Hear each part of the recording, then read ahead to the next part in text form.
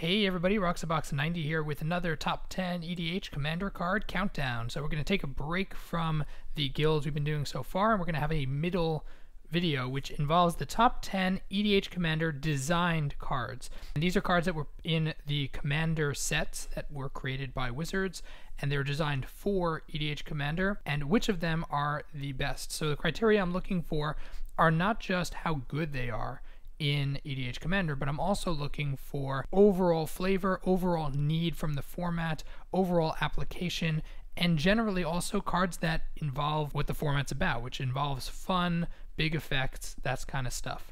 So let's start at number 10 with Martyr's Bond. So this one is a really interesting variant of Grave Pact in a sense. It affects permanents, that each opponent sacrifices a permanent when you lose a permanent. It's a big, huge effect, and what's great is that it makes each opponent have to think very carefully about attacking you, and allows for a lot of political stuff because suddenly you become a very unwilling target. And it's a nice spin on the Grave Pact effect. It sees a lot of play. It's very good. Number 9, we have Darksteel Mutation from the new Commander 2013. This card is hilarious removal. It has one of the awesomest flavor texts for Commander, and by turning someone's Voltron Commander into a 0/1 insect that they can't even kill themselves from a wrath, it really works in a lot of great ways.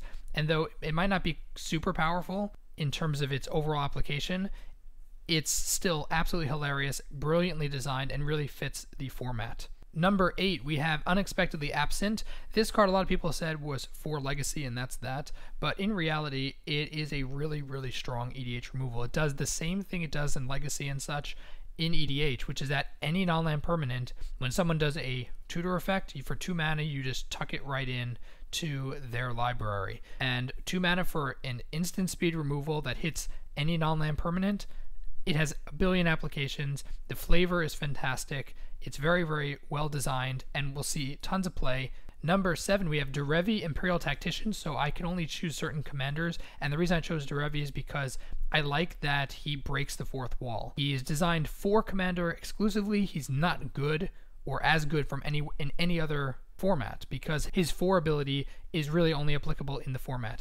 The fact that you can cheat him into play for a certain mana cost works really well. The fact he's a bird wizard is very flavorful and something very unusual, and he makes a lot of new types of decks possible with his existence, so I really like him and his design. Number 6, we have Tempt with Reflections. There are 5 Tempts, but this one I think is the best. Why? Because all the other ones have limitations in that your opponents want to get over and over again stuff. So when you have the land one, Tempt with Discovery, everyone just forwards their ramp, and though you came out with more ramp, it doesn't exactly impact the game in your favor. Tempt with Reflections makes everybody happy because everybody can get a creature on the field, and they themselves, while you end up coming out ahead, they themselves have something to show for it that will impact the larger game in terms of actual creatures.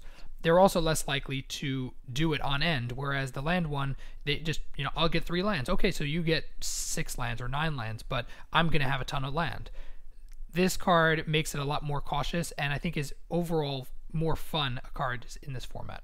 Number 5, we have Aloro, Ageless Ascetic. I think he's brilliant because he is taking the Esper colors, which often have a lot of trouble with their commanders just being the same all the time. I really like that he plays from outside the command zone. Again, he breaks the fourth wall. Not many commanders do that, and has to be designed for the format. I like him more than Derevi, how he breaks the fourth wall, because it doesn't impact the game so much. 2 life every turn it's cool, but it doesn't exactly break games. Derevi being able to, he's killed for the 12th time, you can still put him into play for 4, kind of annoying in a sense. This card, I think his breaking the fourth wall ability is much less ridiculous, and it's just he's such a cool card. Number 4, we have From the Ashes, and the reason this card is so good is that it's a Ruination effect, but it doesn't make people upset. And in a format that's casual, you don't want the whole board to be really angry with you when you destroy all their stuff, especially for mono red, even though this card is splashable.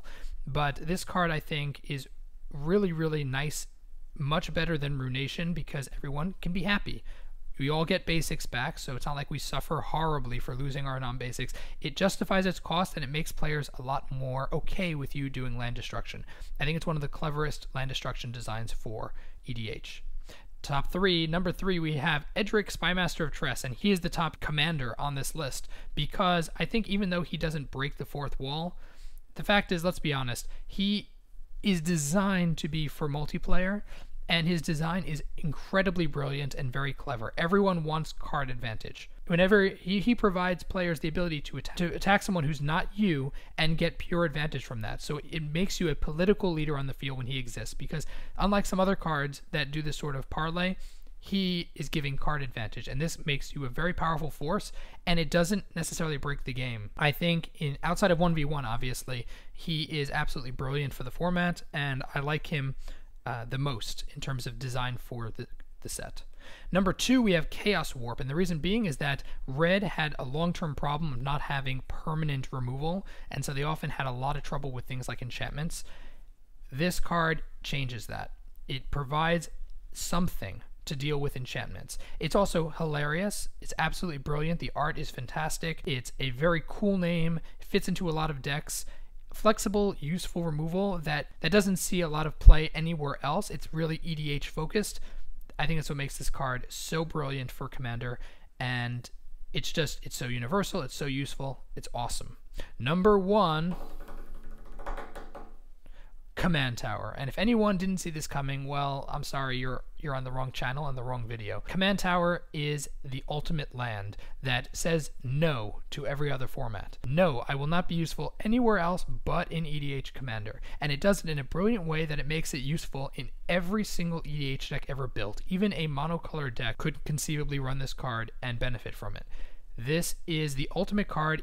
It includes command or commander inside of it. It's where you would have, if you were the commander, you would stand on this tower. And so I think this card is freaking awesome. The best EDH commander design across the board, so far at least. Those are my top 10 EDH commander design cards. If you liked the video, tap the like button, then head down and tell me in the comment section which guild you want to see next. If you are not subscribed and you want to see more top 10s as well as spoilers and other Magic the Gathering content, subscribe. And as always, Roxabox90 signing out. I'll see you guys next time.